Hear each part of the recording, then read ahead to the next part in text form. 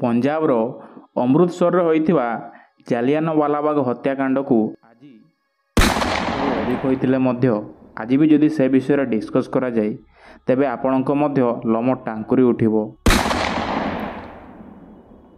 आमे विद्यालयर पूर्व भिडियोज गुड़ाकरे दशम श्रेणी इतिहास बहिर प्रथम अध्यायर चंपारण खेड़ा अहमदाबाद लुगा कारखाना रावलात आईन विरोध होइतिबा आंदोलन को डिटेल डिस्कस कर सारिछु।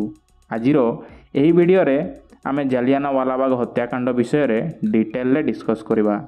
तेबे एही टॉपिक को बुझिया पई आमे टिके डीपली कवर करिबा।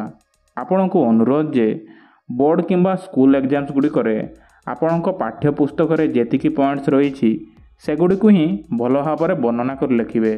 तो चलंतु वीडियोटी को स्टार्ट करिबा। से टाइम रे समग्र भारत वर्ष रे रावलात आईन को विरोध करी आंदोलन जोर शोर से चली थाए। 1919 मसीहार एप्रिल 10 तारिख रे अमृतसर ठारे दुई जन local leader doctor Saifuddin Kitchlew एवं डॉक्टर सत्यपाल को पुलिस द्वारा गिरफ करागला। बास एतिकी झिंगारी काफी थिला। देशवासी अहिंसात्मक सत्याग्रह को भूली हिंसा को आपणाइबा को आरंभ कले।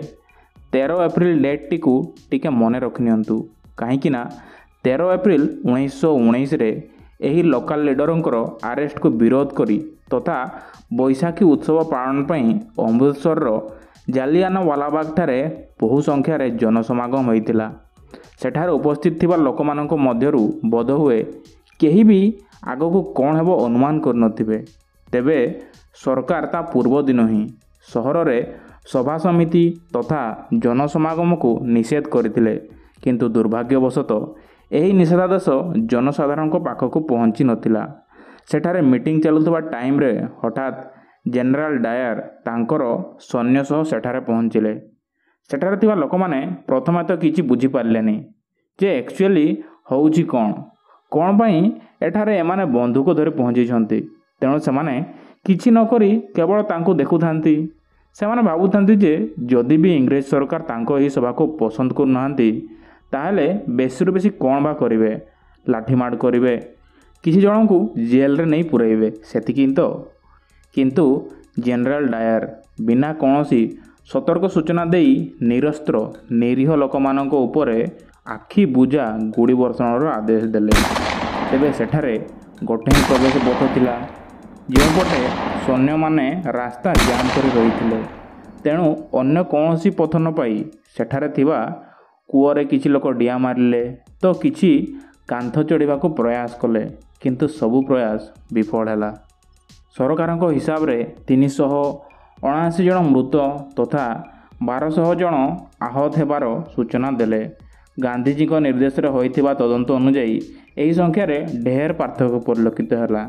तांको तदंत अनुसार 1200 लोक मृत्युवरण करथिले एवं 3600 लोक आहत होइथिले एवं एही इन्सिडेंट को ही जालियानवालाबाग हत्याकांड बोली कहा जाए। एही हत्याकांड को सारा विश्व सेतेबेले निंदिथिला। एही हत्याकांडर ठीक 5 दिन पर 13 एप्रिल 1919 रे रावलात आईन विरोध होइथिबा आंदोलन जहा जोगु अल्टीमेटली एही हत्याकांड हला एहाको गांधीजी प्रत्याहार करनेले। तेबे एही हत्याकांड पर मध्य इंग्रेज सामरिक आईन घोषणा करी प्रजा मानक उपरे बहुत अत्याचार कले। एहाकु देखि गांधीजी अत्यंत घृणार सह व्यक्त कले जे कौनसी प्रकारर भारतीय माने सरकारंकर पैसाजिक प्रवृत्ति को ग्रहण करिबा पाप एवं इंग्रेज सरकारंकर बर्बरचित कार्यर प्रतिवाद स्वरूप विश्वकवि रवींद्रनाथ ठाकुर नाइट पद त्याग कले एवं गांधीजी काइजर रे हिंद उपाधि त्याग करथिले। बंधुगण आजिर वीडियो रे एतिकी ही। तेबे वीडियोटी जदि भल लागि थाए तेबे निज निज सांग मानक सह शेयर करबा सह एही वीडियो को लाइक एवं चैनल टी को सब्सक्राइब करबा को जमारो भूलिबे नहीं। Thank you.